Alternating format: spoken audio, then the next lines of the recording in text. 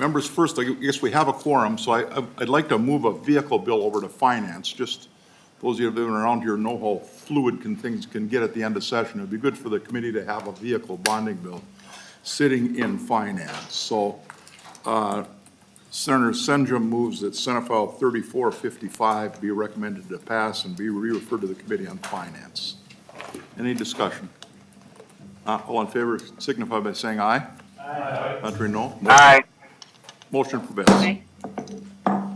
Thanks, members. Now, today we're going to talk about transportation some. I know Senator Rosen had in finance last week, they had a conversation about kind of the federal funds and how that's going to dovetail. And then we've got a number of people want to testify on transportation issues also. So with that, we've got, where are we going to start? Mndot, I guess, right? Yes. Tell us what's going on in the transportation world. Good I afternoon. got friends that want to go to work in the trades. So. Yes, Introduce yourself for the record, please. absolutely.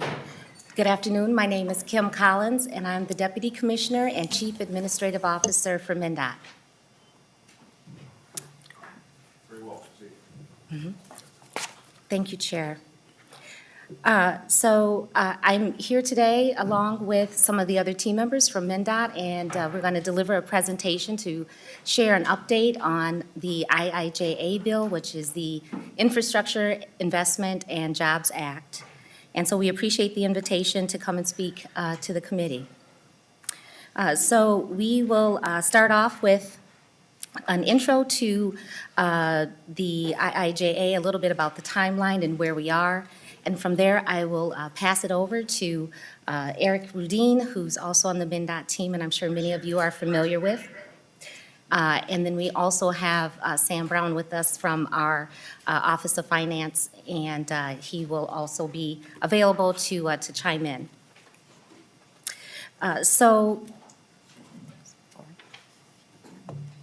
If we take a quick look at the timeline, just to kind of set the stage for the presentation today, the Infrastructure Investment and Jobs Act, also known as IIJA, was enacted into law back on November 15th, and the appropriation bill would not follow for several months yet. So the transportation programs continue to operate under a continuing resolution in the meantime.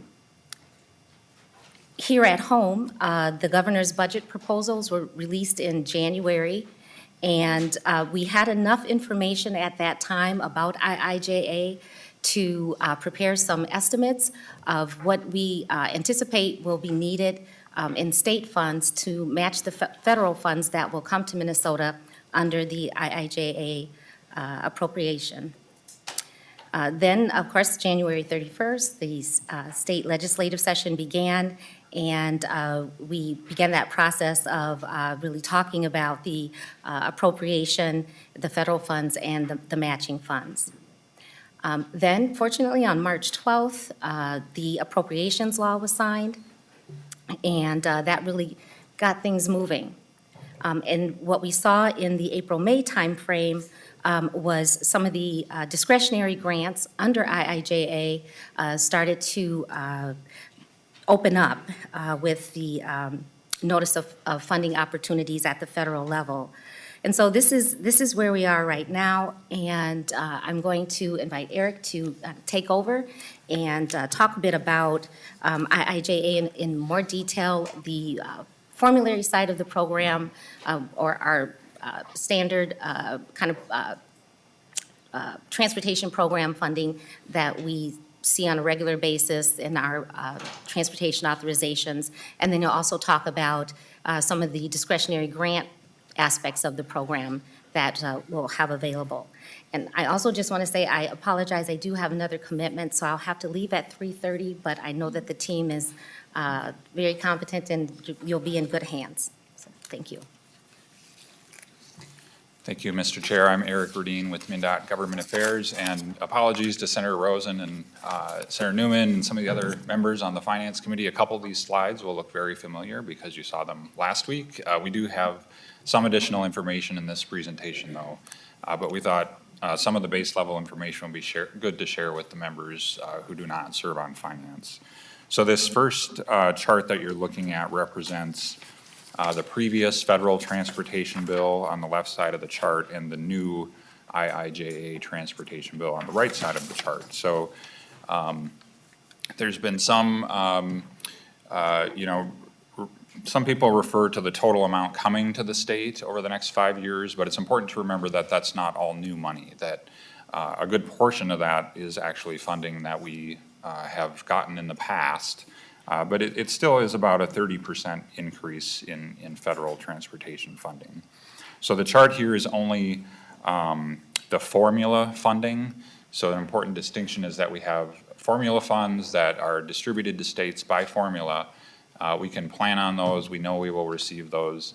Then there are also grant funds, or sometimes called discretionary funds, where we will have to apply for funding and we will compete against other states and other metropolitan areas and hopefully receive some of that funding. So just to walk you through the chart here a little bit, the dark green and dark blue at the bottom, again, are funds that we were kind of anticipating under the previous bill. The blue and green on top of that is funding that will go to state and local governments through the formula, and then the brown is new formula programs under IIJA. So these new programs make up about $600 million, or 12% of the total formula funds that will come to Minnesota over the next 5 years. There's also about a $640 million increase in the existing programs, and those will be split between Mndot and local governments. And so historically, we split about 70% of federal funds that come to Minnesota go to Mndot for transportation, and 30% go to local governments. The numbers you see in this presentation kind of assume that the split will continue under that 70-30 ratio, but we're having discussions with local governments at this time to see if that will be the split that we will have moving forward. Next slide. So in dollar terms, it's about $240 million of additional federal funds.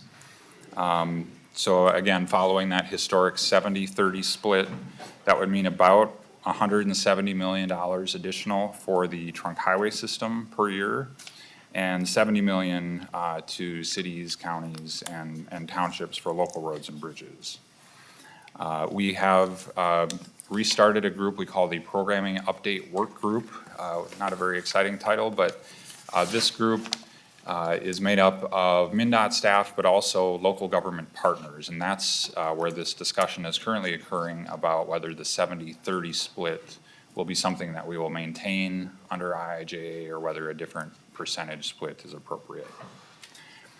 There's also a need to match almost all federal funds.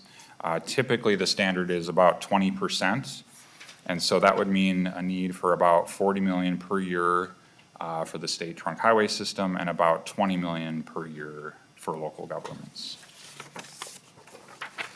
So this chart is just kind of a summary of what I've been covering on the last couple slides.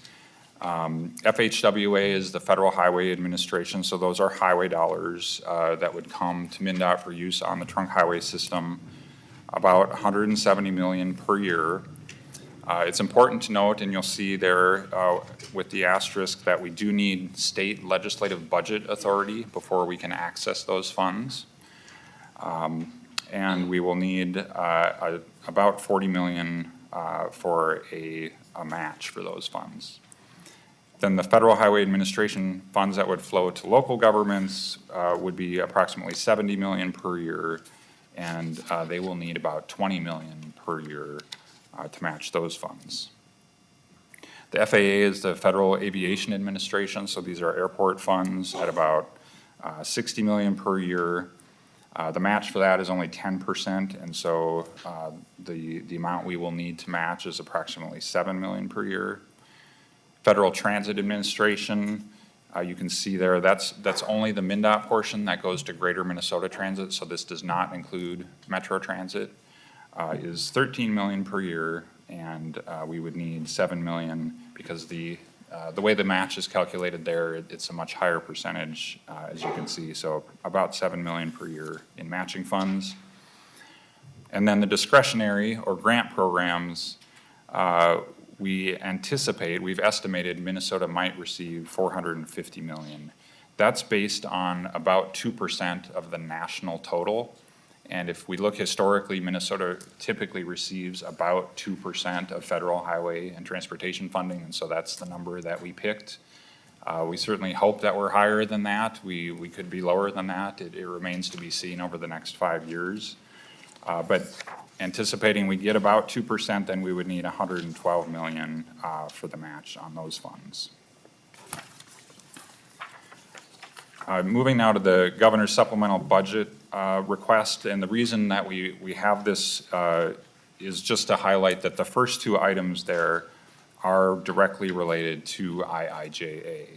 And so the governor is requesting over $120 million in fiscal '22 and just over $176 million in fiscal '23 for a multimodal transportation package that would be available for trunk highways, local roads, aeronautics, both Metro Transit and Greater Minnesota Transit, basically everything, electric vehicles, everything that is funded in IIJA, there is funding in the governor's budget proposal to provide the matching funds.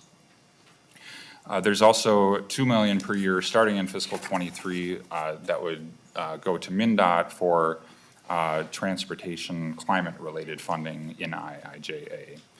And so I won't walk through the other items there unless there are questions because they're not directly related. But the first two items do support matching for IIJA funds. Moving on then to the governor's capital budget request.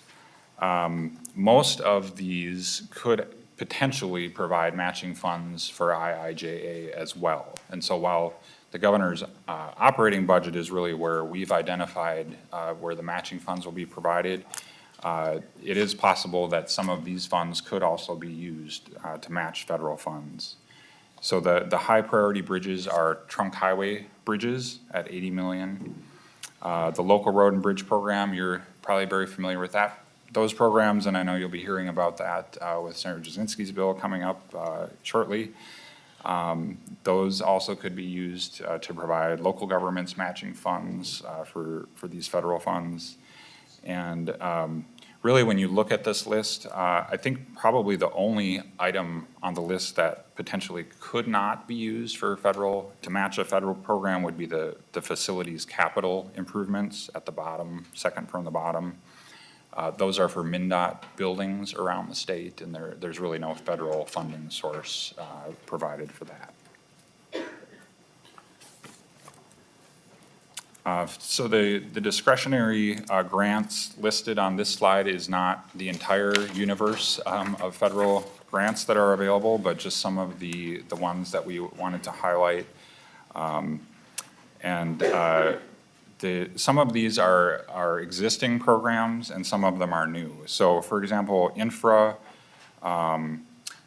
what's now called the Local, Regional, and Assistance Program, those are existing programs. So they have higher funding levels under IIJA, but they are not necessarily brand new programs.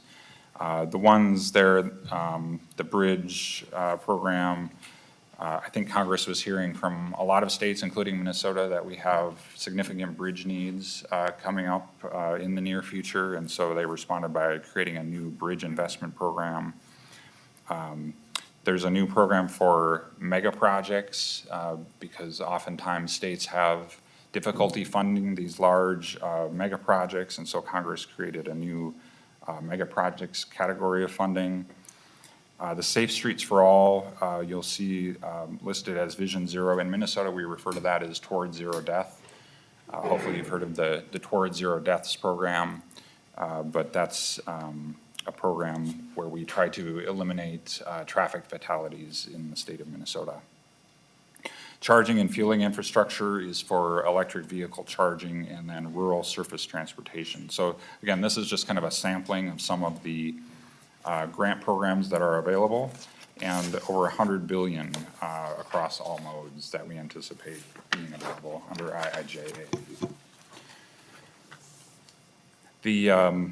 A few of the grants that are currently open, the U.S. Department of Transportation has issued a solicitation for these 3 grants. They are due on, applications are due on May 23rd.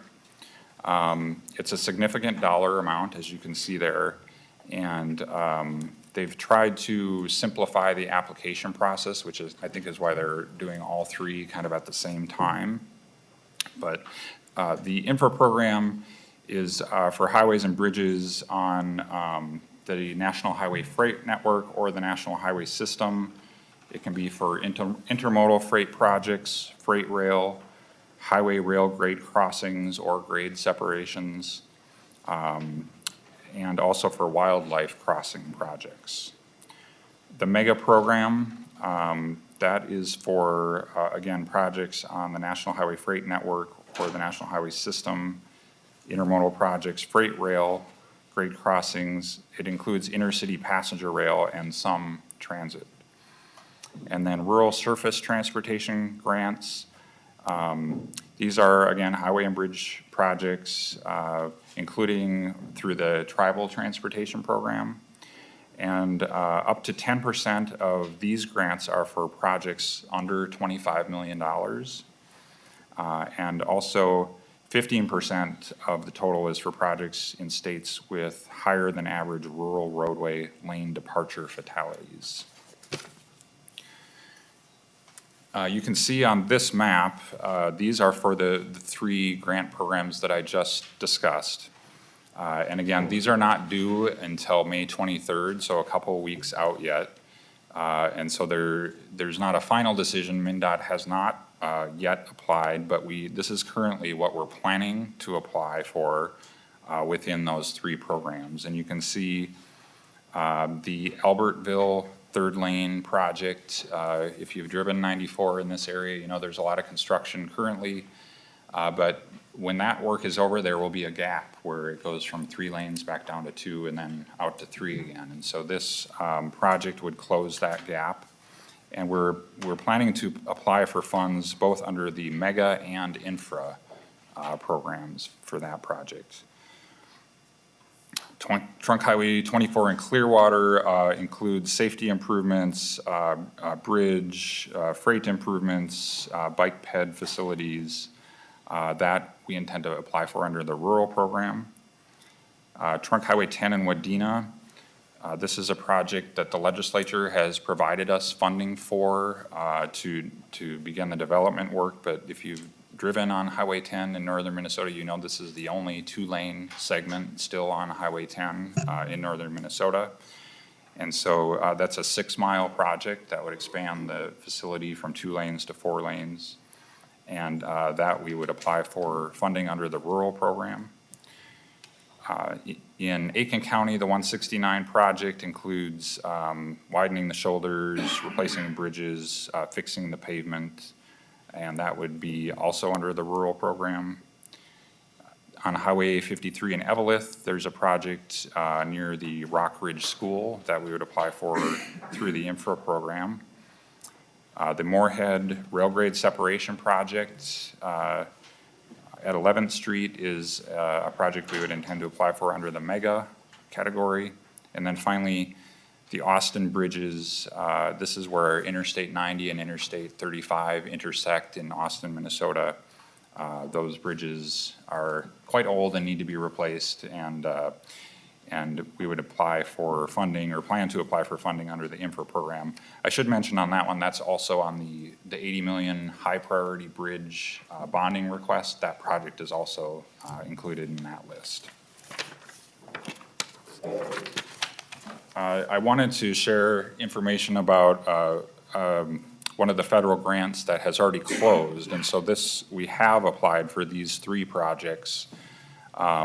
They were due on April 14th, but that includes Highway 197 in Bemidji, that same Rock Ridge School project in Evelyn, and then Trunk Highway 19 in Marshall. And typically, the US DOT takes at least a few months to kind of review all the applications and let states and local governments know which projects are being selected. So we wouldn't anticipate hearing about whether any of these projects will be funded for a couple more months yet. One important grant program that is coming up in the near term, here we anticipate the month of May, is the Bridge Investment Program. So this is a new program, and you can see that at least half the funding has to go to large projects. There's kind of a separate process for smaller projects, and then there's also a set aside for tribal projects. We are working with the state of Wisconsin to try to get an application ready for the Blotnick Bridge in Duluth. That's a project that will really strain our resources. It's a very expensive project, potentially up to $1.8 billion. We would split that with the state of Wisconsin and hopefully also receive federal funds, but we are hopeful that we can apply for that program, if not in this round, then certainly in an upcoming round. This is the program the bridge that President Biden visited recently as a good example for the type of assistance that might be provided under IIJA. Also coming up in May is the Safe Streets and Roads for All. I mentioned this earlier. It's known in Minnesota as the Towards Zero Death Program, but helps really on the planning side for developing projects to increase safety.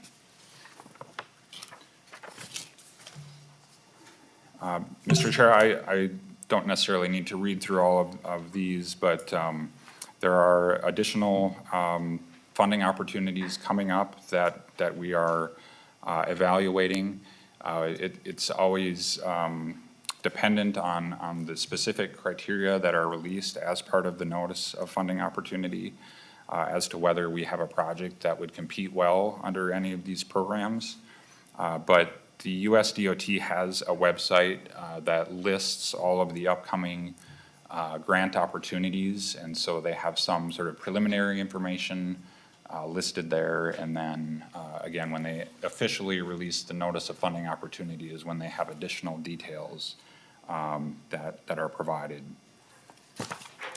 And the last slide has a website where you can go to review that list of upcoming funding opportunities, and I think states and local governments and tribal governments all over the country are busily preparing grant opportunities, grant applications for these funding opportunities. It is a 5-year bill, and so even if a project is not selected in one grant round, there are certainly cases where we have reapplied and then received funds in a subsequent grant round under previous grant opportunities. And so, they do, I think, attempt to make a geographic distribution of the funds so that all states receive some funding. And so in some years, one state may not receive any, but then next year they might receive 3 or 4 grants, and so it really depends on US DOT. But Mr. Chair, that concludes our presentation. We do have Josh Knatter-Hubinger online as well. He's our Chief Financial Officer, and so we'd be happy to try to respond to questions that members have. Senator Johnson Stewart. Thank you, Mr. Chair. Thank you, Mndot, Eric. After the last meeting that we had with Senator Rosen's Finance Committee, I talked to Josh and Eric about how they selected which projects to apply for within each grant, and it was very interesting. And Eric, I think the bonding committee would appreciate knowing just very, very high level some of the rules around that. What you told me was that you can't double dip, and you can use different projects for different funding pools, and perhaps just a brief reminder of how you're making the decisions of which projects might fit different categories. Thank you, Mr. Chair. Mr. Chair and Senator Johnson Stewart, we do try to really look at the notice of funding opportunities that are issued by USDOT. Each one sort of has some specific information, and so you have sort of the broad parameters that are in the legislation itself or listed on USDOT's website. But then each time they publish one of these notices of funding opportunities, they kind of give you a little bit more detail. And so it's really a matter of trying to find a project that will compete well for that funding. And so we have our program of projects. The legislature has given us a project selection policy that we abide by. And so typically at Mndot, we try to find projects that are not necessarily brand new projects, but projects that have had some work done on them already, some sort of development work, so that they can be ready to go in relatively short order.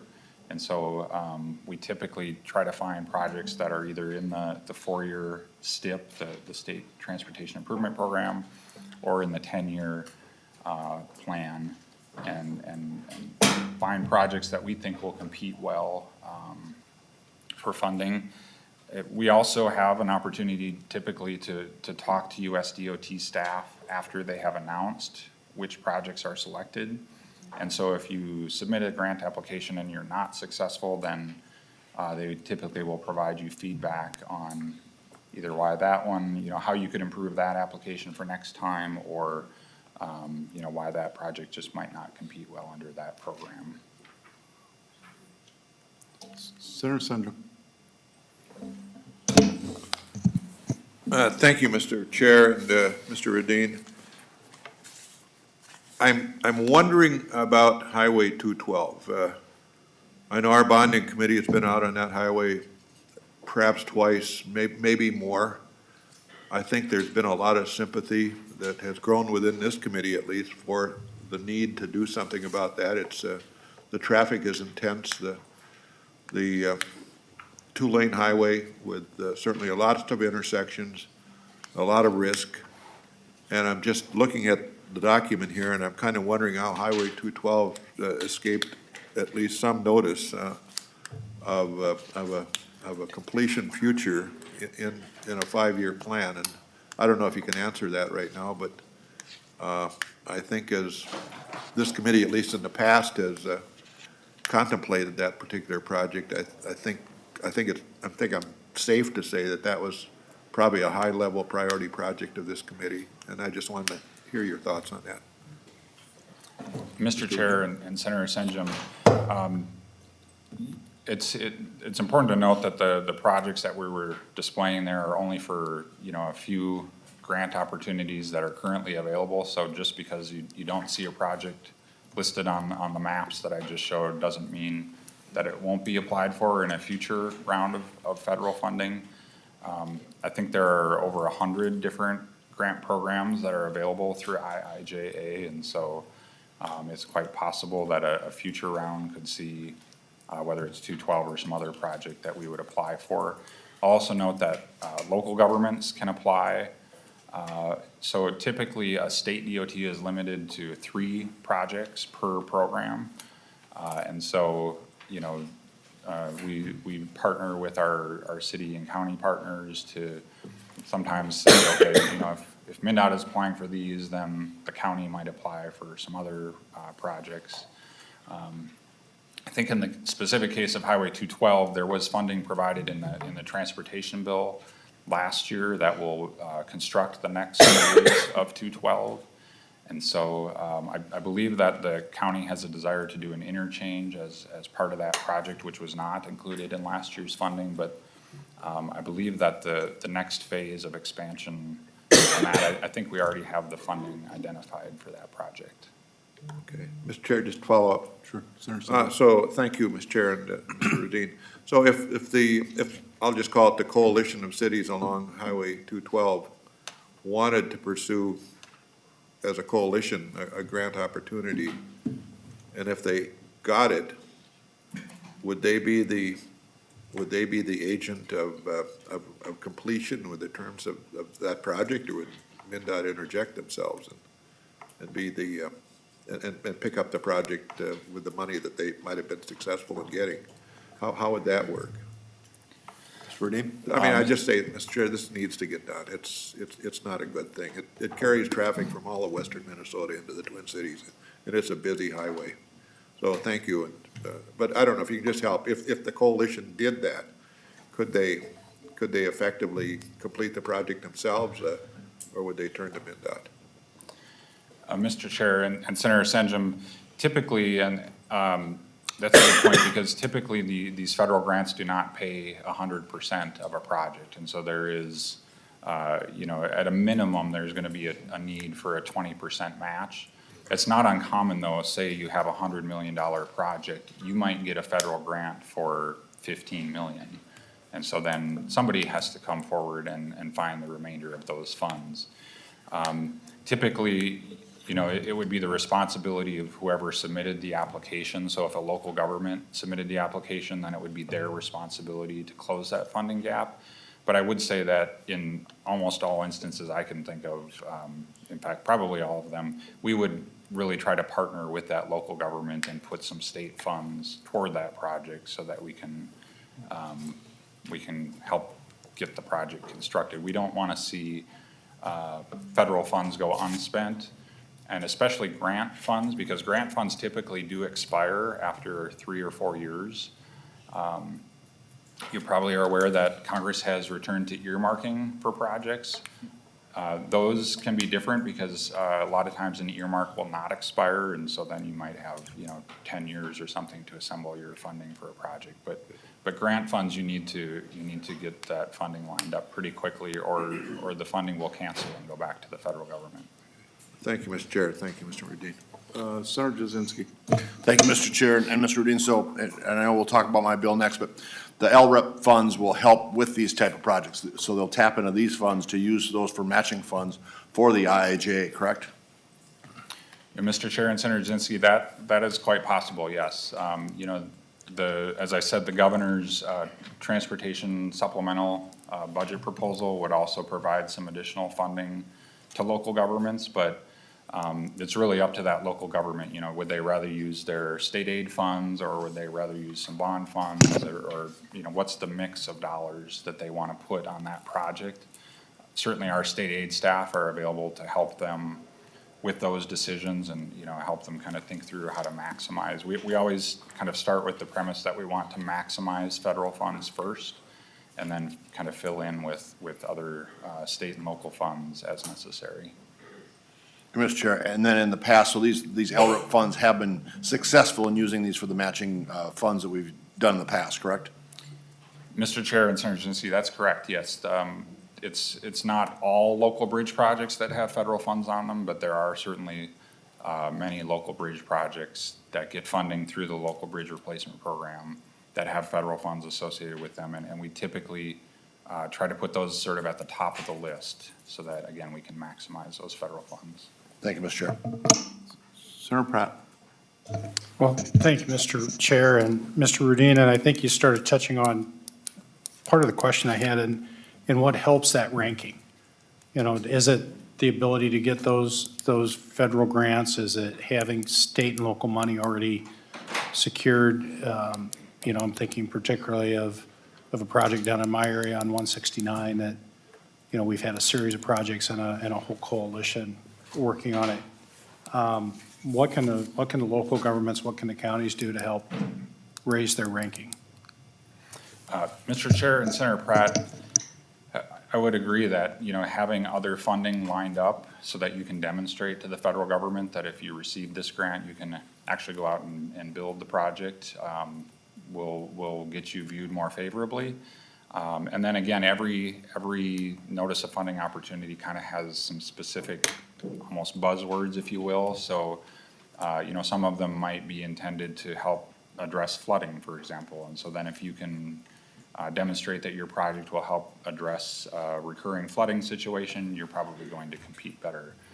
We do know that IIJA really has an emphasis on resiliency and equity, and those are two new focus areas of the federal legislation. And so, I think if people, when they're applying, can demonstrate those two components, that their projects include those components, I think they may have a better chance of competing as well. Senator Newman?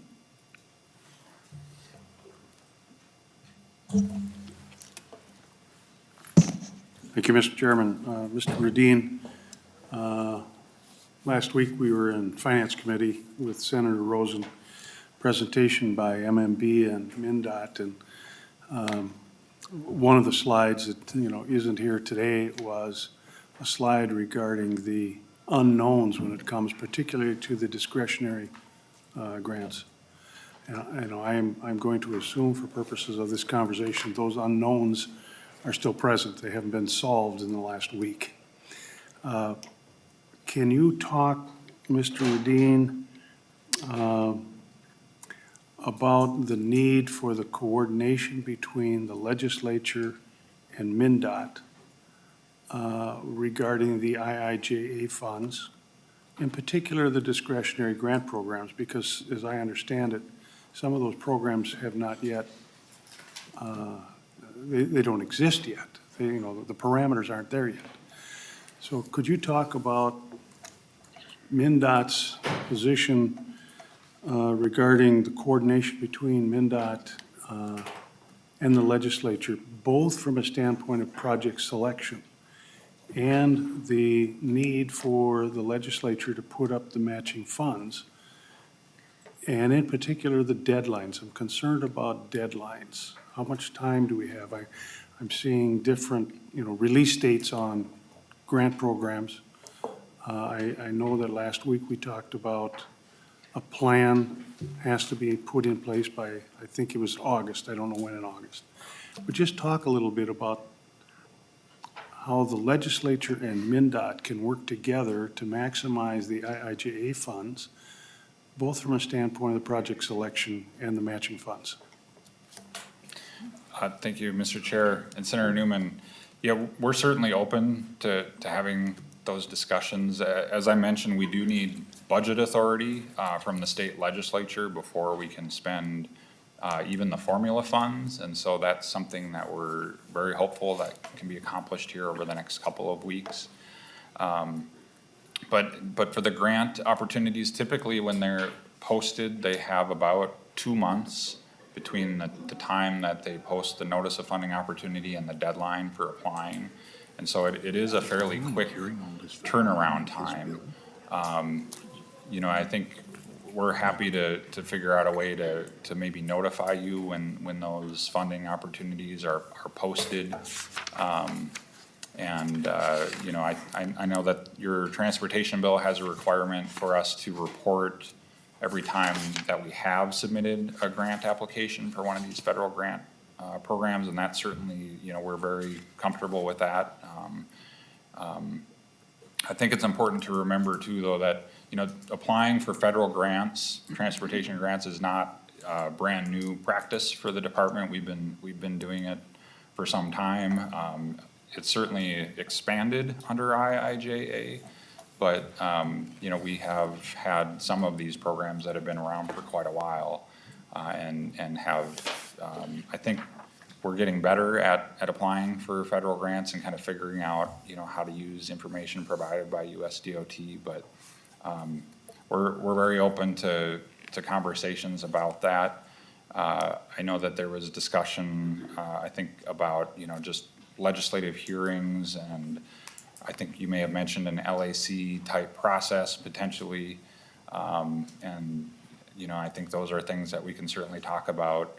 I think the concern is that given that quick turnaround for the federal grant applications, we need to really start working on those grant applications almost the day after they're published on the USDOT website. And so if, you know, we want to have some legislative involvement in that, we're going to have to just try to figure out how we can kind of turn that around fairly quickly so that we know, you know, we can have the green light to go forward and apply for those grants. Senator Newman? Mr. Chairman, thank you, Mr. Radin, and I'm not nearly concerned about, you know, existing programs and programs that Mndot is already familiar with in terms of grant applications. I'm very concerned about the discretionary programs in particular that don't exist yet.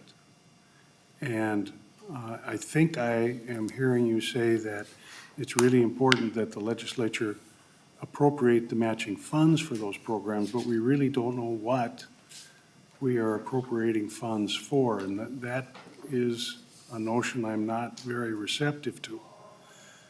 So what I'm asking is, you know, in particular on those new discretionary grant programs, how can we work with Mndot to resolve this? To me, it's a conundrum. I mean, I understand you need the matching funds, but you can't tell us what you're going to spend them on. And I'm just asking for guidance from Mndot as to if you have any suggestions as to how we resolve that. And it's going to be, Mr. Radin, it will have to be more than a willingness to have discussions. I mean, the deadlines. We've got a deadline coming up of May 23rd. Is it Mndot's expectation that the legislature is going to appropriate funds for discretionary grant programs that you don't have an answer for us as to how you're going to spend the money? Is there an expectation by Mndot for that? Mr. Chair and Senator Newman, you know, we do know, so while we don't know the specifics of every grant program that's coming, we do sort of know broad categories of what's available. So Congress appropriated within certain categories, and, you know, the US DOT website, and there's a 465-page guidebook that provides details, but they kind of lay things out in categories. And so if you look at, you know, the information that I think we provided to Senate and House staff, kind of breaking down the governor's proposal for IIJA matching funds. You know, we kind of laid out in that detail how we would propose to divvy up those matching funds. And so, you know, that might be some way we could get resolution to this, where the legislature would appropriate the funds within sort of certain pots of money that could be accessed for applying for federal grants. You know, this, as I said, we have had grant programs in the past, and so you know, we could talk to you about kind of how we've pursued those grant opportunities previously. But there are, you know, as you point out, there are new funding programs in IIJA. For example, electric vehicle charging infrastructure. I don't think that was really an area that the federal government was focused on under previous transportation bills, but it is definitely an area of focus in this transportation bill. And so that's, you know, we may not have all the specifics about each competitive program that's going to be coming out over the next 5 years, but we do know that EV charging, for example, will be an area where there are a significant amount of resources for states to use over the next 5 years. One final comment, if I may, Mr. Chairman. Senator Newman? Mr. Chairman and members, let me explain a little bit my reasons for concern. There is existing in the transportation arena a report that comes out by Mndot that explains all of the expenditures from the Trunk Highway Fund by category. And when we look at that report, it's helpful, but it reports to us how the trunk highway fund money is being spent by category, but doesn't tell us what it's really being spent on. And you can make something look really pretty by giving it a nice title in a category. And when I dig into it, oftentimes I will find I agree with the category, but I don't agree with what the money is actually being spent on. And that is precisely what makes me nervous about this, Mr. Radin, is I do understand that there's going to be some broad categories. But in reality, even if we have these categories, if we appropriate that money to Mndot by way of matching funds, we are not going to know how you are going to spend that unless we can formulate some kind of legislative oversight. And I'm hoping that we can maybe go down that path, and maybe we're going to start on that tomorrow. But that precisely, members, is my concern, is that the money will be categorized and a nice category. But the actual expenditure is something that we may or may not agree with. Thank you, Mr. Chairman. Senator Rosen. Well, thank you very much, Mr. Chair, for this opportunity for me to sit in on your committee. I really appreciate that you're doing a much deeper dive than what we did in finance. And so the transportation portion of the IIJA is huge. It's the main portion. And I have a lot of concerns similar to Senator Newman. We have 2 weeks left, and I'd like to know what our responsibilities are as far as appropriations, what are expectations, many questions on that level. Also, who is coordinating all of this so that we aren't meeting deadlines? I know, Mr. Rudin, you said that Mndot is very used to doing federal matches. I understand that, but this is a larger package, and the coordination piece I have not seen. And I mentioned last week in Finance Committee a letter from the White House dated January 4th from Mitch Landrieu, Senior Advisor and Infrastructure Implementation Coordinator, requesting that there is a request that you consider appointing a high-level person to serve as your state's own infrastructure implementation coordinator. And I would assume that would come out of the governor's office. Haven't received much direction that way. And where's our role in this, except, as you said, Senator Newman, just appropriating the money and expecting the outcomes. And we don't know what the outcomes are. We really don't have any idea. So we have 2 weeks left. What are we supposed to do? How is this going to coordinate? We got to start talking. And so thank you again, Mr. Chair, for this hearing. We got to start peeling this apart. Any other members? Any other questions? Seems, Senator Rosen, the further we get down the road, the more questions there seems to be. Chair, can I- Senator Sandrum. Mr. Chair, I think he is, Mr. Chair, Mr. Radin, I think you told us this in the graph, but just before you escape,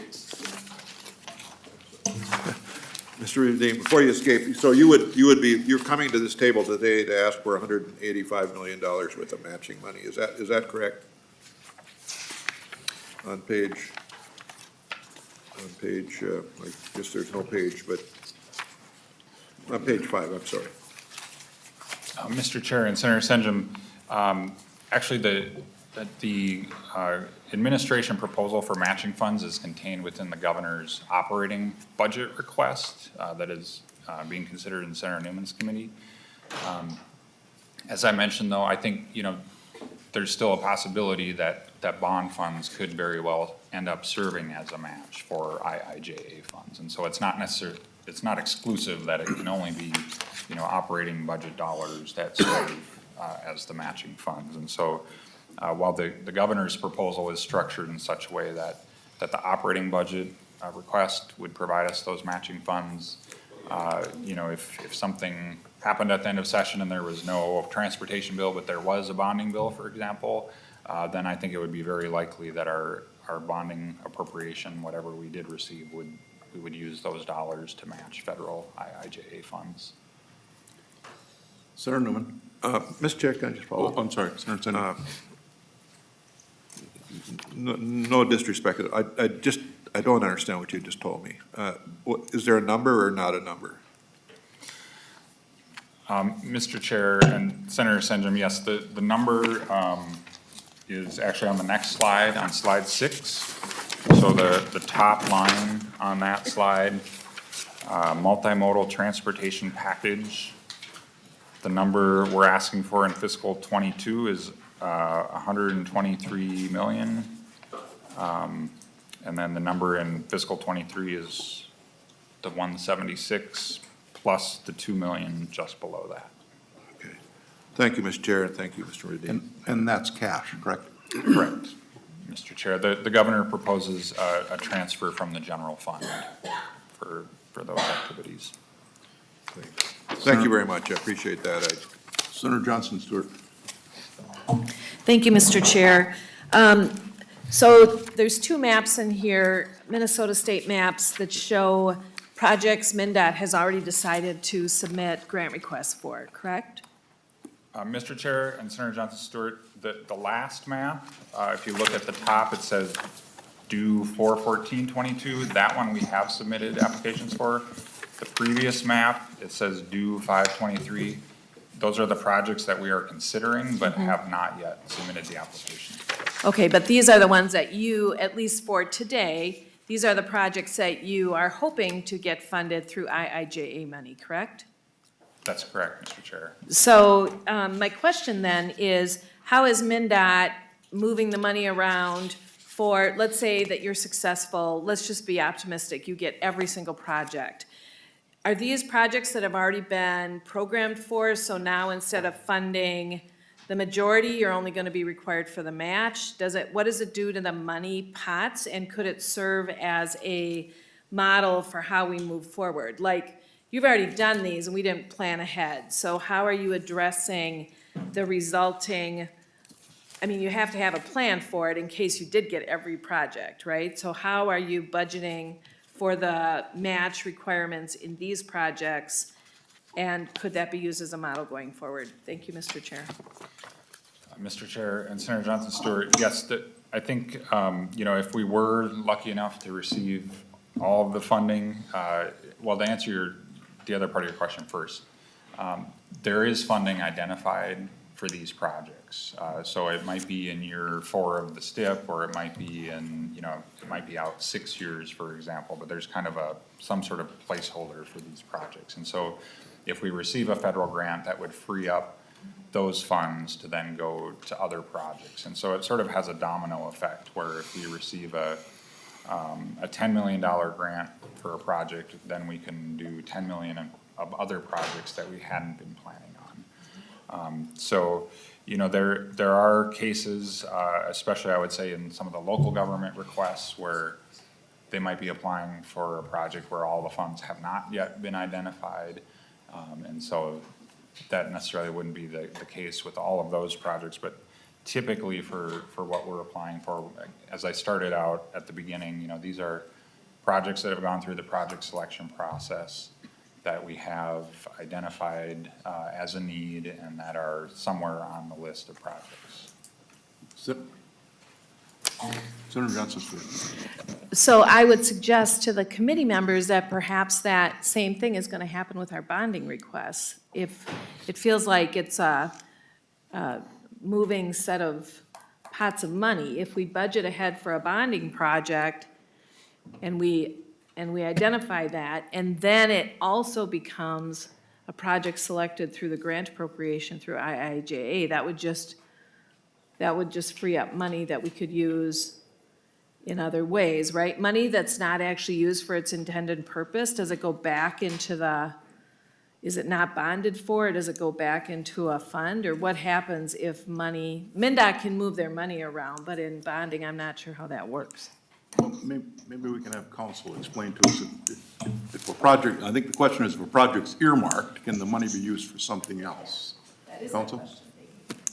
Mr. Chair and members, if the bonding bill appropriates money for a specific project, that money cannot be used on another project.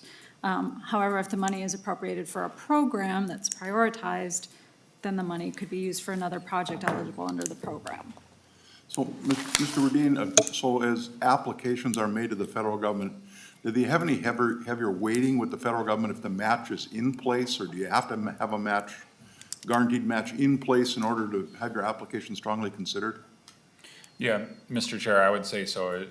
You need to provide a local match for every federal grant, and if you do not submit something in your application that says how you either have the money in hand or how you intend to get those local match dollars, then it's not likely you're gonna have a successful grant application. And local governments are able to do that? Mr. Chair, yes, in some cases they have, in some cases, state bond funds that have been appropriated for a project, or, you know, they might have some local taxing authority, so they might say, you know, we would intend to use, property tax revenues or some other local source of funds. So they don't necessarily have to be kind of like sitting in the bank, I wouldn't say, but they have to at least have a plan for how they would assemble the funds. Senator Pratt? Thank you, Mr. Chair. Mr. Rudin, I'm interested in the high priority bridges. And you've got on page 7, Governor's proposed $80 million out of trunk highway bonds, I assume that is. And I apologize if this was covered in finance. I wasn't there that day, but can you talk about how what is a high priority bridge versus some of the other bridge programs we have, and how are you determining which are the most important projects in that program? Thank you, Mr. Chair and Senator Pratt. So this is kind of a new effort for us. We've not had a high priority bridge program request that's been approved by the governor. We asked for one 2 years ago, but it was not included. So this is the first time the governor has recommended funding for this program. So it's important, first of all, to realize these are for trunk highway bridges. So unlike the bill that Senator Jasinski is carrying, these are not, you know, county, city, township bridges. These are only trunk highway bridges. So, you know, some of the bridges that we see coming up in our program will be a funding challenge for us just because the needs are so great. And so there are some, like the Blotnick Bridge that I mentioned earlier, that are just such a high dollar amount, they're gonna be a challenge to fund within our program. But then there's also just what we refer to as the bridge bubble. And so bridges, you know, they have a life expectancy, and a lot of them were built sort of when the interstate system was first starting out. And now that they're at the end of their useful life, they're kind of at the top of that bubble. And so there's just a large number of bridges out there as well that need either significant repair or in many cases outright replacement. So, Mr. Rudin, are there categories, or are some of these replacing existing bridges, and are some maybe new overpasses, or how are they prioritized? Mr. Chair, I believe all of the bridges that we would envision for this funding are simply to repair or replace existing bridges. These would not be new overpasses or new expansion type projects. This is really just to address what's on the system today. Senator Pratt, I thought that might be your question. I was getting there eventually. But Mr. Chair, I guess my other question then along that thought is, if we have earmarked projects in the transportation bill and the bonding bill, if I understood your comments earlier, those could be considered our match for an IIJA project, right? Mr. Chair and Senator Pratt, that's correct. It just has to be non-federal funds. And so I don't think the federal government particularly cares how you secure those funds. It just has to be a non-federal dollar that you're putting up for that project. Thank you.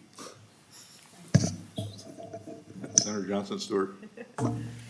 One last question. Thank you, Mr. Chair. So, Mr. Rudin, you mentioned that the Blotnick Bridge is one that you're going to be proposing on for the Bridge Investment Program.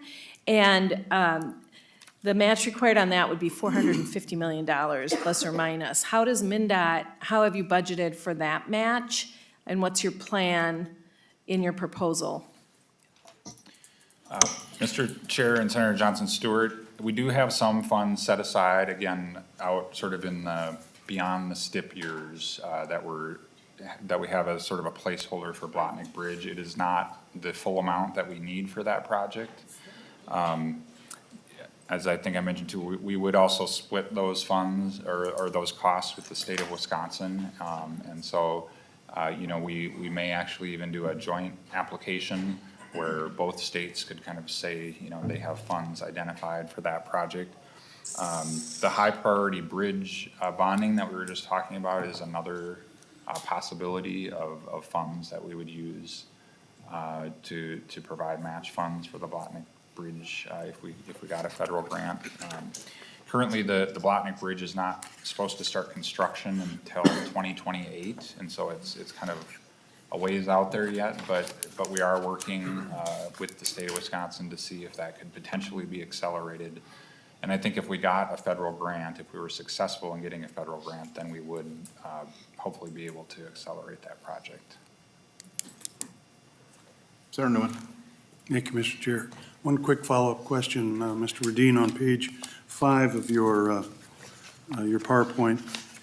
Down at the bottom, you've got an asterisk in red, says need additional budget authority from state legislature via increased direct appropriations, unlike the typical LAC process. Given the fact that, you know, the feds have now resumed their use of earmarks, by that line, is it fair for me to assume that Mndot is now open to direct appropriations for specific projects in order to satisfy the IIJA? Mr. Chair and Senator Newman, I don't think that's what that means, but if it's possible, could I turn that over to our CFO, who I think is on the hearing virtually, to address that? Identify yourself for the record, please. Thank you, Mr. Chair and members. For the record, my name is Josh Knatter-Hubinger. I am the CFO at Mndot. Senator Newman, to your question, that footnote is just trying to clarify that for the most part, we receive budget authority for federal funds via that Legislative Advisory Commission, that LAC process. The one exception is the spending authority for the Trunk Highway Fund. So state road construction in the Trunk Highway Fund is where federal funds flow through for the trunk highway system. And so in this case, that $170 million of additional funds from IIJA, the way to receive authority to spend that in this one unique case has to be via an actual appropriation increase in a budget bill. That's the distinction we're trying to make there. Thank you, Mr. Chairman. Okay. Anything else, members? Thank you very much for coming down. Thank you, Mr. Chair.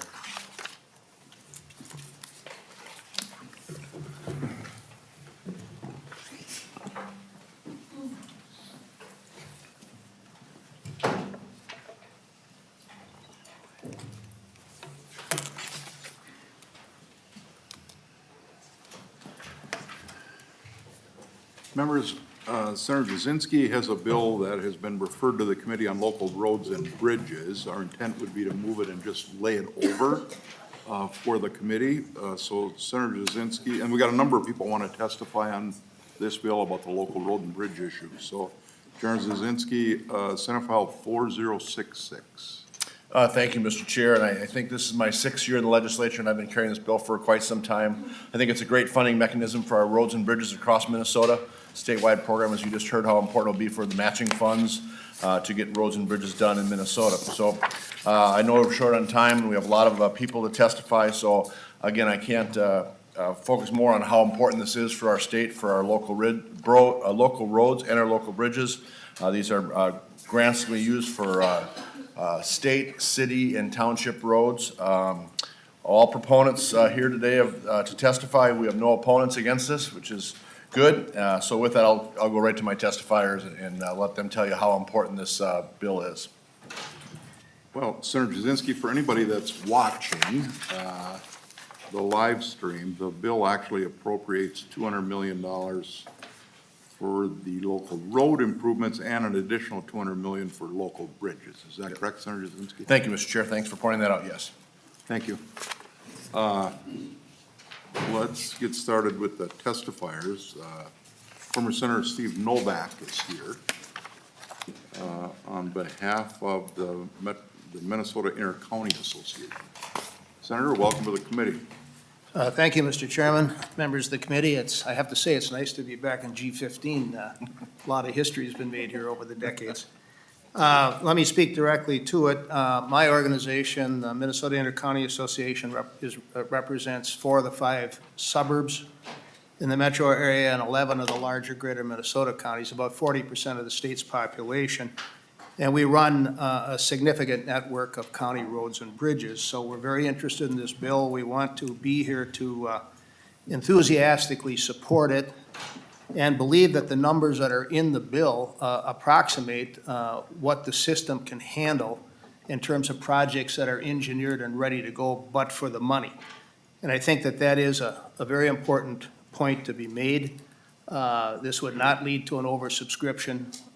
We've got enough projects waiting in line. And I think the other thing that's important about it for the committee to know and understand is that these projects get their ranking and are put in line through a process that the counties, their engineers and other people have input in with Mndot. So there's not a lot of, you don't see any quarreling or quibbling about it. People respect that process. And what we need is significantly more money. But we do want to thank you for the last couple of bonding bills that they've been moving in the right direction. These are the kind of numbers that you would really see progress in terms of the backlog that exists.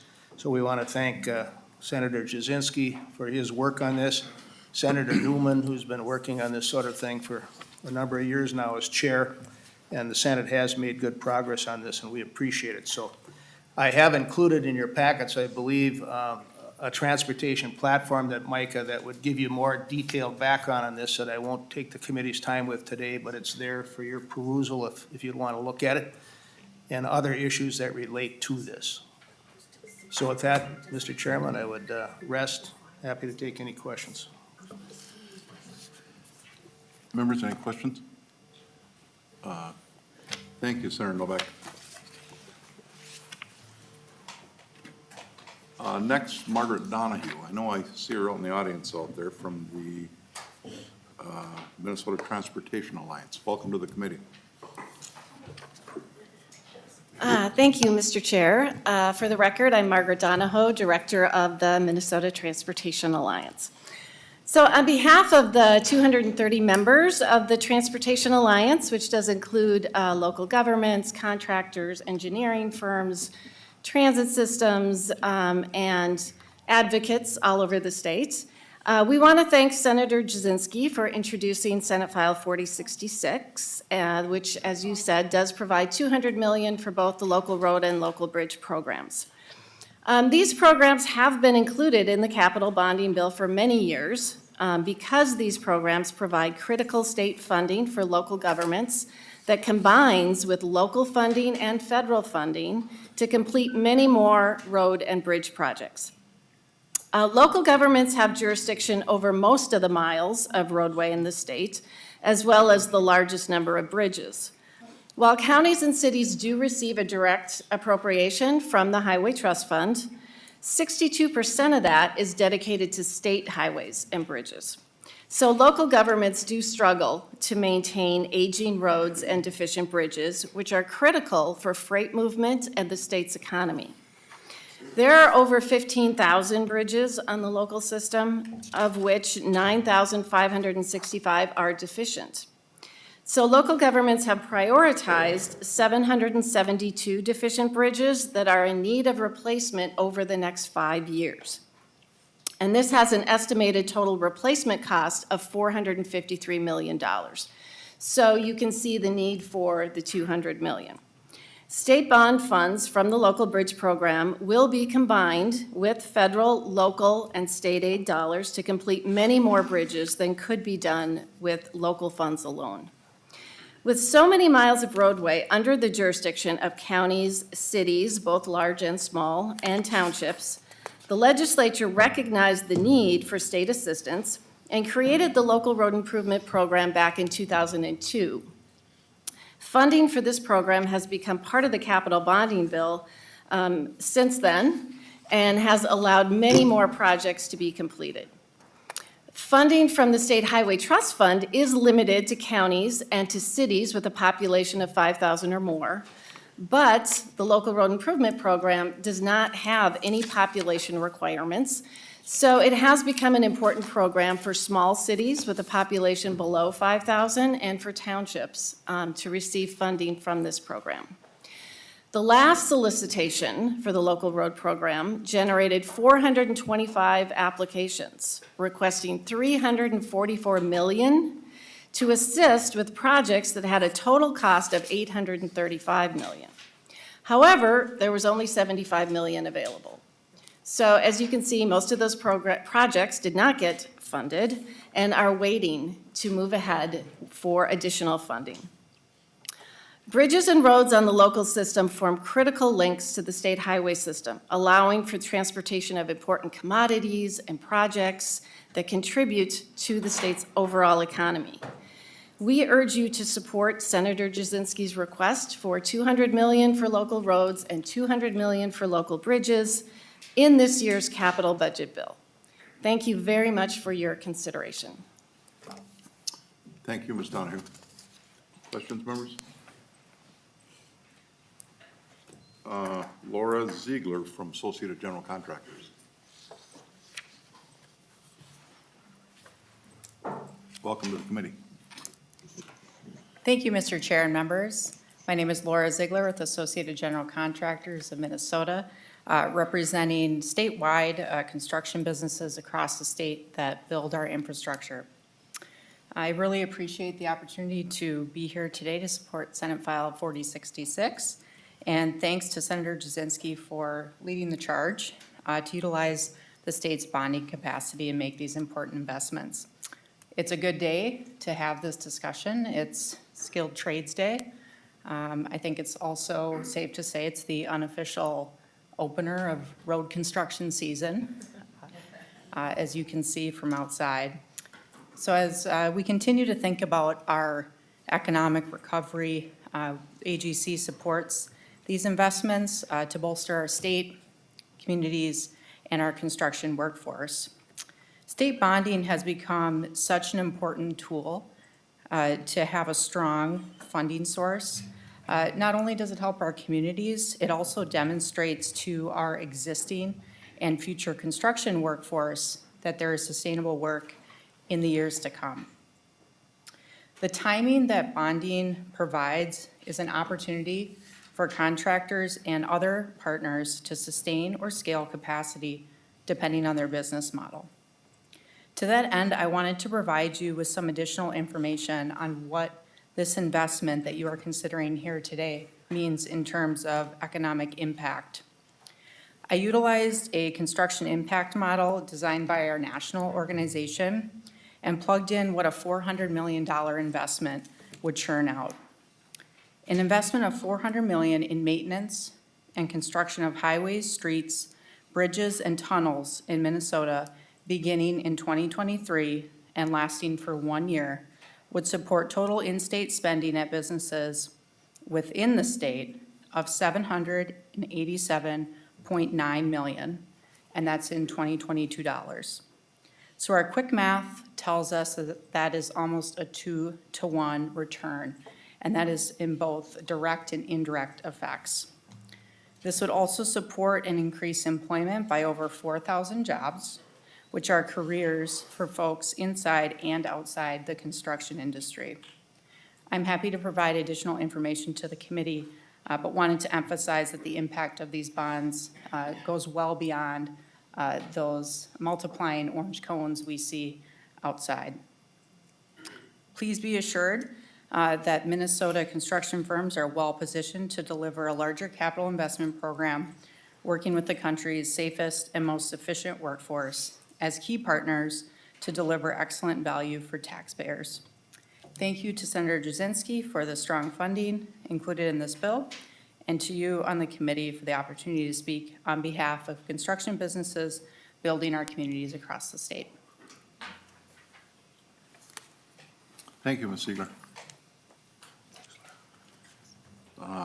Is Chris, no, there's Chris De La Forest with Carpenters and the Operating Engineers. Mr. Chairman, members of the committee, good afternoon. I suppose I should start with saying I'm representing the Carpenters today, right, Mr. Chairman? That'd get you to first base for sure. I've been around this place for just a couple of years. But Mr. Chairman, all seriousness, for the record, Christopher De La Forest, I am here today representing the North Central States Regional Council of Carpenters and the Operating Engineers Local 49. Together, they represent about 26,000 construction trade professionals here in the state of Minnesota. And we're here today to support Senator Jasinski's Senate File 4066, but also note that, as Senator Newman knows, we're part of a broader coalition that's been pushing for road and bridge funding that includes friends at the Minnesota Chamber, for example. You just heard from the Associated General Contractors and others like the Minnesota Business Partnership, and so we're very proud of that. Mr. Chairman and members, as you know, bonding has been a very, very key component in advancing road and bridge funding here of late, and will continue to be so. You've had these debates about leveraging IIJA dollars. You also had a floor vote last week, for example, on dedicating all of the auto-related sales tax. And I'd just like to make the point here in my time to emphasize that all of the above strategy is very much needed.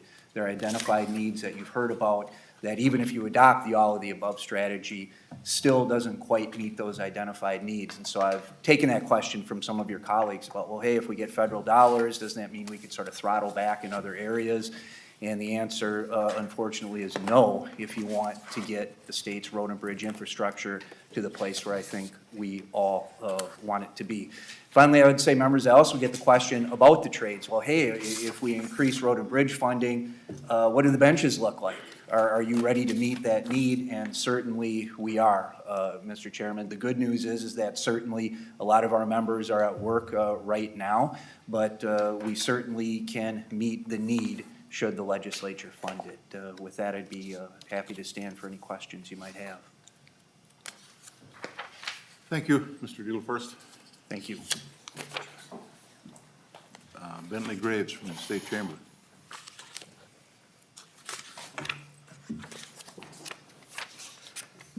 Thank you, Mr. Chair. Welcome to the committee. Thank you, Mr. Chair and members. My name is Bentley Graves. I'm with the Minnesota Chamber of Commerce, and I want to thank you, Mr. Chair, for the opportunity to testify today, and I want to thank Senator Jasinski for bringing Senate File 4066 forward. So the Chamber represents more than 6,000 employers and more than 500,000 employees across the state. And sustained investment in our transportation infrastructure has always been a cornerstone of the policy work that we do. That's because businesses depend on a safe, reliable, and efficient transportation system to get their goods to market and to get their consumers and their workers to their door. To provide some context for this fact, take these stats from our colleagues down at Greater Mankato Growth, the Mankato Chamber. Mankato has the highest rate of retail spending per capita in the state, more than every other metro area. This highlights the fact that they draw on consumers from the surrounding areas. The same can be said for Mankato's draw as an employment hub. Its daytime population increases by 40% each day. And when it comes to the movement of goods, more soybeans are processed in Mankato than anywhere else in North America. But Mankato, just like everywhere else, all of this activity is supported by and made possible by transportation infrastructure. But investments in our transportation infrastructure can also spur economic growth and economic development. Our colleagues at the Owatonna Chamber and their representative here in the Senate, Senator Jasinski, are quick to point out that completion of four-lane Highway 14 between Owatonna and Dodge Center brought significant new business investment to the area. More than $130 million in investment in new businesses coming to the area, and more than $20 million in investment to the expansion of existing area businesses. Now, these statistics from just two communities in our state highlight the importance of continued investment in our state's transportation infrastructure. We at the Chamber have long supported the use of bonding, both general obligation and trunk highway bonding, as a tool to help make timely investments in our infrastructure. We appreciate this hearing today and the legislation that's been brought forward and that's under consideration to leverage this important financing tool to make critical investments. Investments that, as the data points I shared just now, will help position Minnesota economy for growth in the years ahead. I want to thank you, Mr. Chair, again for the opportunity to testify today, to share this testimony with you and the perspective on behalf of our members of the Minnesota Chamber and the broader business community. And I want to again thank Senator Jasinski for bringing the legislation forward. Thank you, Mr. Chair. Happy to answer any questions you may have. Thank you. Jeff Kruger from the Minnesota Association of Townships.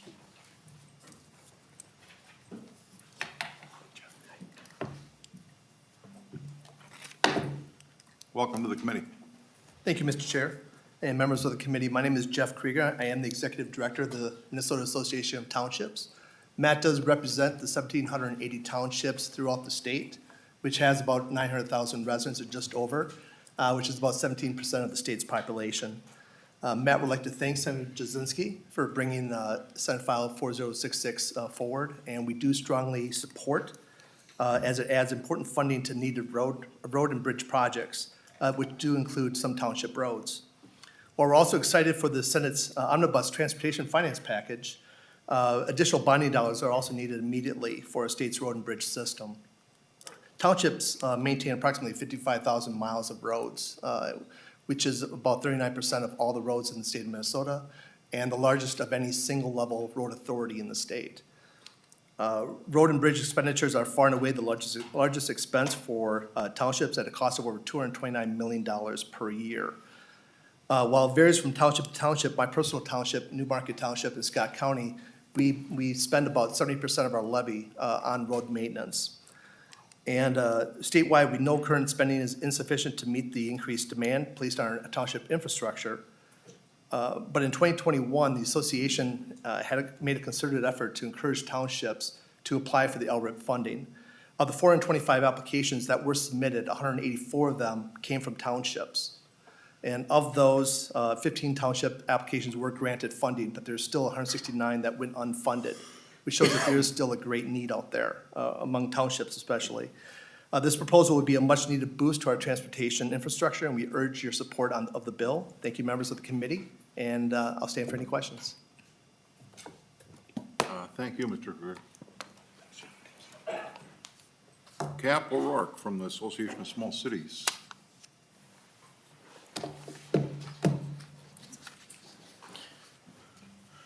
Mr. Chair, members, my name is Cap O'Rourke. I'm the Executive Director of the Minnesota Association of Small Cities. We represent the over 700 cities across the state with populations under 5,000. Over 650,000 Minnesotans call these cities home. I want to start out by thanking Senator Jasinski and Chairman Bakk for Senate File 4066 in this hearing. Unlike counties and state aid cities who get state and federal money, and even townships who get some state dollars, small cities, as has been mentioned here, get absolutely no dedicated transportation support for our roads. LRIP is the only funding option, is one of the only funding options for small cities, and the current formula gives 35% to counties, 30% to state aid cities, and the remaining 30% is split between small cities and townships. This means that for every dollar a small city gets is a dollar that a township doesn't get, and vice versa. Consider the data, as Mr. Kruger pointed out from the last application, where counties and state aid cities saw a 3% increase in applications and a 34% increase in total project costs. Small cities saw an application increase of nearly 100% more applications, with an increase of 300% of the total project costs. Nearly $91 million increase in total project costs for our small cities in the last round of LRIP funding. Minnesota small cities had more applications and a higher total project cost request, yet our average project costs are less than half of those of counties and state aid cities. Our projects are significant to our communities, and they cost a lot for our communities, but in comparison to their counties and state aid cities, they are relatively inexpensive. Regardless, in the last round of LRIP funding, I think we had 15 small cities that got their project approved, which left over 90 cities still waiting to get project funding and support. If this bill were passed, which we fully support, it would leave about $30 million for small cities, and that would probably account for about a little over 20 small cities projects. And if we had the same number of participation applications in the last round, that would leave another 90 cities on the bench waiting for more applications.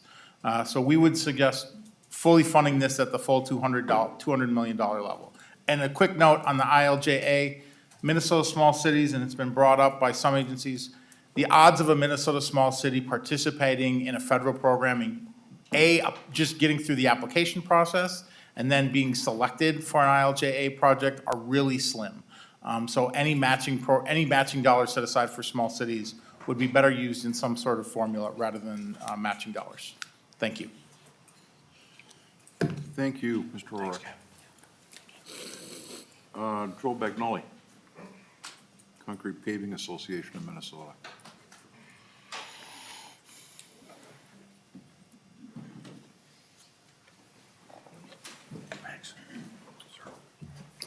Mr. Chair, members of the committee, I'm Joe Bagnoli with Winthrop and Weinstein Law Firm on behalf of the Concrete Paving Association of Minnesota, and we too are here to voice our strong support for Senator Jasinski's bill for local roads and bridges. You've heard the need. I'm not going to recount that. I'm going to just say on behalf of the Concrete Paving Association, we completely support it in that these are GO bonds. They go for long-term fixes, 20 years or more, and thus provide, we think, very good value that has been embraced by counties throughout the state. In particular, McLeod County with Senator Newman's county has embraced long-term fixes.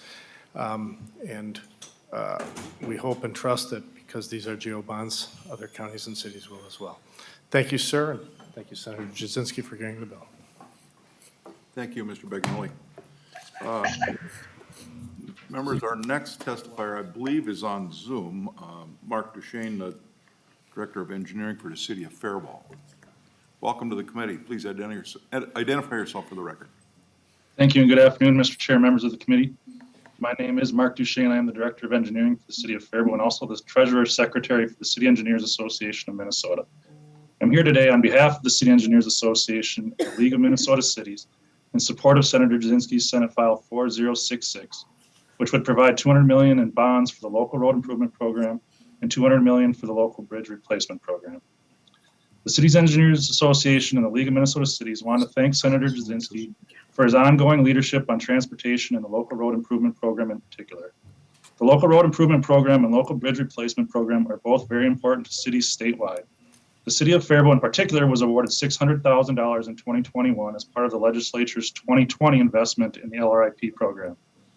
These funds were critical to the city being able to improve and maintain a regional route of significance that supports and connects the city's historic downtown with regional park, athletic, and county fairgrounds properties, while also being a local direct connection between Trunk Highway 60 and Trunk Highway 3 in town. By being awarded these LRIP funds, the city was able to take what would have been just a traditional pavement preservation project and expand it to include upgrades to pedestrian facilities and other safety and traffic calming improvements. It would be helpful if the author would add language to Senate File 4066 that allows a portion of the local road improvement program to be used for grants to cities, townships, and counties to assist in paying for the local share of trunk highway projects that have local costs related to a trunk highway improvement. In 2019, the City of Faribault had a cooperative construction project with the state of Minnesota for the reconstruction of Trunk Highway 60 through the heart of town, and the city expended over $2 million from its municipal state aid account for this project on trunk highway eligible items. Trunk Highway 60 is certainly a regional route of significance, and being able to utilize LRIP funds for the city's share of trunk highway eligible items would have greatly benefited the city by not requiring the city to expend almost 2 years of our municipal state aid construction funds that are certainly needed to maintain our local state aid street system. This idea has been brought forward by cities in recent years and has been introduced as a standalone bill several times. Again, thank you, Mr. Chair and members of the committee for having the hearing on this important bill, and I'd be more than happy to answer your questions. Any questions? Members, thank you, Mr. Duchesne. Members, our final testifier, Lon Ani from County Engineer from Marshall County, I believe is also on Zoom. Mr. Ani? Yes, that's correct. Welcome to the committee. Thank you. Thank you, Senator Chair and members of the committee. First and foremost, I'd like to thank Senator Jasinski for carrying this bill forward. And the past years have been very successful with this type of a program. I'm speaking on behalf of the Association of County Engineers, or the Minnesota Association of County Engineers, and the Association of Minnesota Counties. And both are in support of this, of Senate File 4066. We've talked about all of the facts and figures and different things like that that have been talked about, with various letters. I'm just going to give you 3 quick success stories that we have. And keeping in mind, we're in northern Minnesota, small rural county, and all of our townships, I have no cities in my county that are greater than 2,000 people.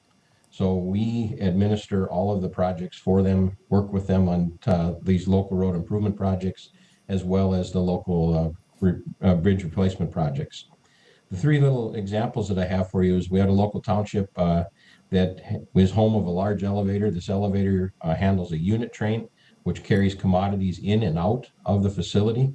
And then from that facility, the in and out of the facility are where the local farmers will use their trucks and different things like that to bring commodities to or take commodities from this facility.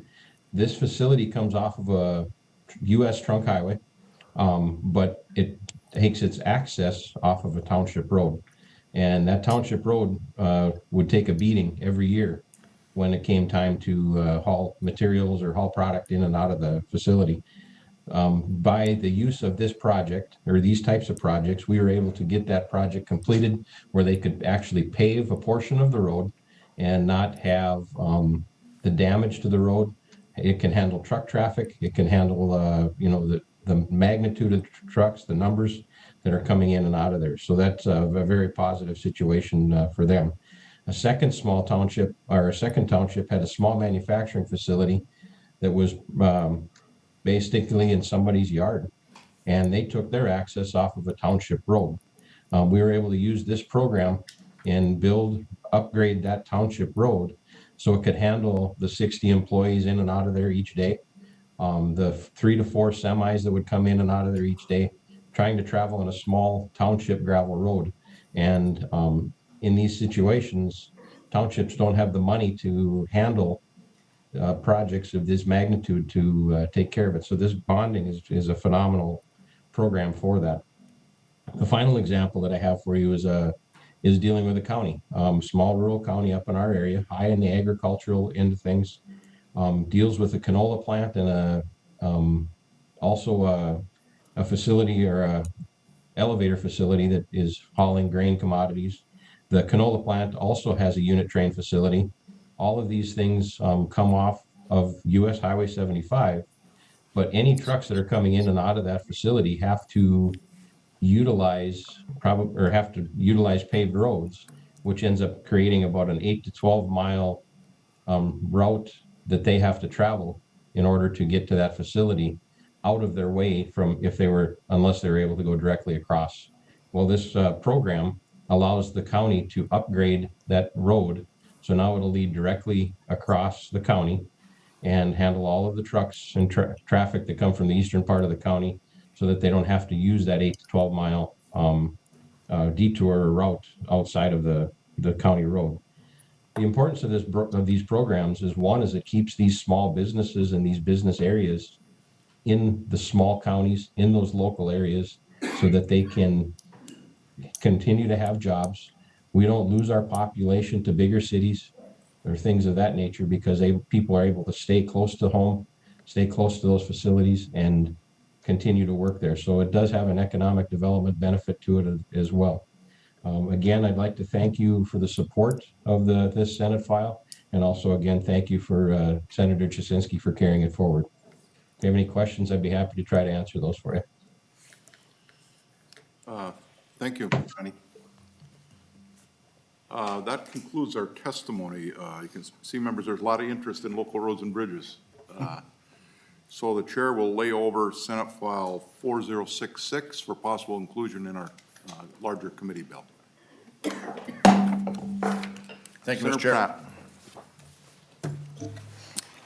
Well, if there's no other business to come before the committee, Mr. Chair, I'd just like to make a quick comment and thank you for having this hearing today, and thank both you and Senator Newman for your focus on transportation and infrastructure this year, which as we've heard today is critical to all of our communities. Mr. Chair, you've mentioned before how important it is for us in this state to maintain the assets that we have. Not only just to keep them in repair, but often to upgrade them to meet current needs. And part of that priority has to be our road and bridge infrastructure. It's not only important for the safety of our communities, but as Senator Jasinski just talked about with the Highway 14 project, helps to spur economic development locally, but also acts as the backbone of our whole Minnesota economy. And, you know, not to get too parochial, but, you know, you mentioned the 169 bridge a little bit earlier, and I've alluded to it a few times in that it's extremely important that as our population shifts and our communities grow, that we continue to maintain those corridors of commerce, not only for moving our agricultural product, our manufacturing products, but to make sure that our citizens can travel safely from point to point, from their home to their job or to visit their families. And so, Mr. Chair, I just want to thank you again for this, because the IIJA money, the bonding money, the trunk highway bonding money, I think is so important and goes to Senator Newman's initial point of earmarking some of these projects so that we know our local needs better in some ways, but to continue to work with Mndot on maybe some of the more global issues that we have as well. So thank you for that, Mr. Chair. Senator Jasinski.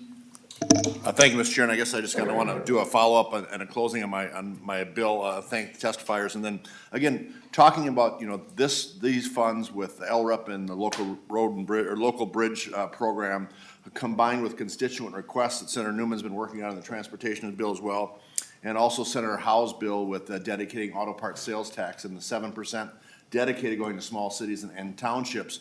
All three of these put together can be a game changer in what's going to happen in the upcoming years to help with all the stuff we've talked, what Senator Pratt says with the economic development, and I just think it's so important. So I want to again thank you for including this hearing on the bill, and I hope we can include the full amount in our bonding bill. Thank you, Mr. Chair. Anything else, committee members? Senator Sandro. Thank you, Senator Bakk, and good hearing today.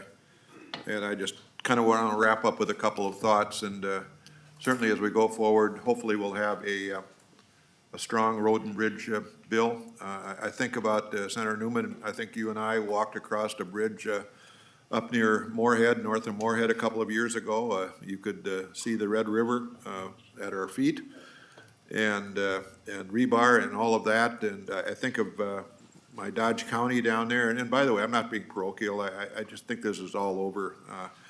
Farmers that can't cross certain bridges because of weight limitations and have to make long detours around to get their product to elevator. I think of, Olmsted County, Winona County, Houston County, Fillmore County, the Red River, the Root River rather, and all of the little tributaries. And oftentimes the local bridge is a culvert.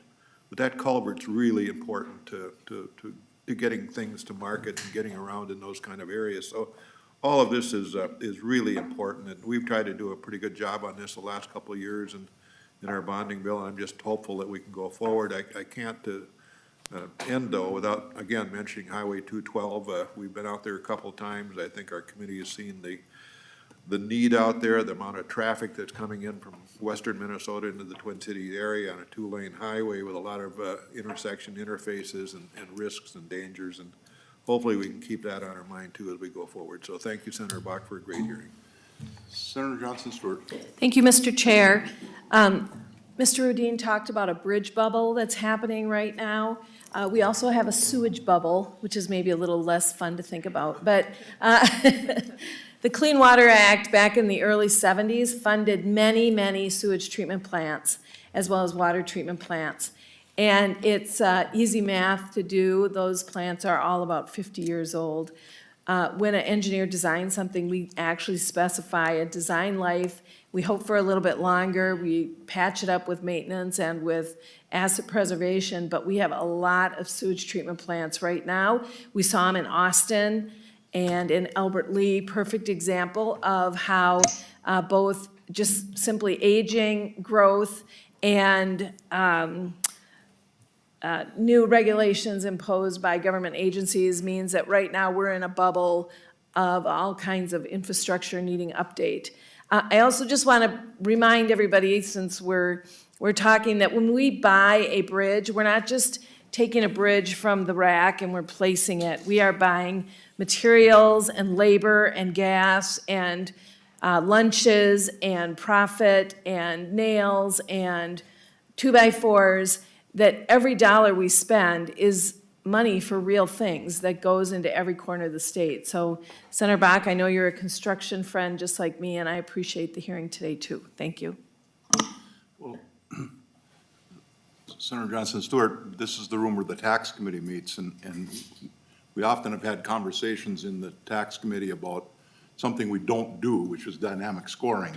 You know, if we did this, what would happen? And I've often wondered that when we bond for major infrastructure like this, the amount of income tax that it generates and the amount of sales tax that it generates is significant. So this is one of the bills at the Capitol that I would argue generates a lot of revenue to help pay for itself. The other spending committees, I don't think probably can say that, other than possibly Senator Newman's, but that's kind of the neat thing. And I mean, I'll say it again, and I think you've all heard me say it many times. I hope this committee's emphasis is going to be fixing what we already own this year, and some people that want new shiny things are going to probably be a little disappointed. But we've got a lot of infrastructure out there, and we certainly saw a lot of it at our state colleges also, that really need some repairs, and those things don't get cheaper to do as construction costs get higher and buildings deteriorate further. So I hope that can be our emphasis. I've expressed that to the House. Hopefully they'll have some interest in also doing that also. So, members, anything else? If not, this committee is adjourned.